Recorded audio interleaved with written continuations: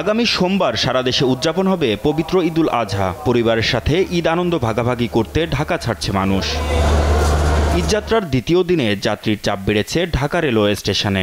জটিলতা এড়াতে টিকিট দেখিয়ে কমলাপুরে প্রবেশের অনুমতি পাচ্ছেন যাত্রীরা।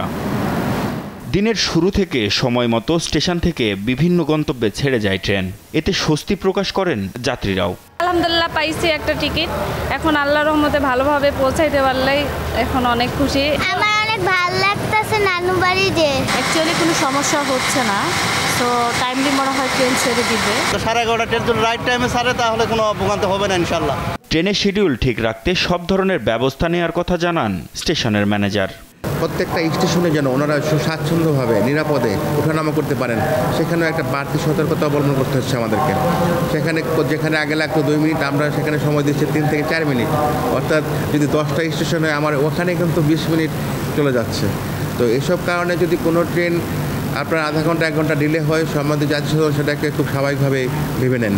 দুপুরে ঈদযাত্রা পর্যবেক্ষণে আসেন পুলিশের মহাপরিদর্শক চৌধুরী আব্দুল্লাহ আল মামুন। জানান, টিকিট কালোবাজারি রোধে পুলিশের সাইবার ইউনিট কাজ করছে।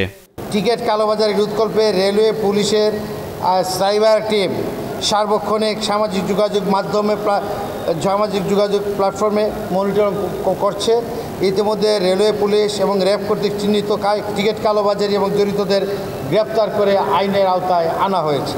ট্রেনের পাশাপাশি রাজধানীর টার্মিনালগুলোতেও বেড়েছে যাত্রীর চাপ। অভিযোগ পাল্টা অভিযোগ থাকলেও ঘরে ফেরার টিকিট পেয়ে খুশি যাত্রীরা। মাহমুদ হাসান, দেশ টিভি, ঢাকা।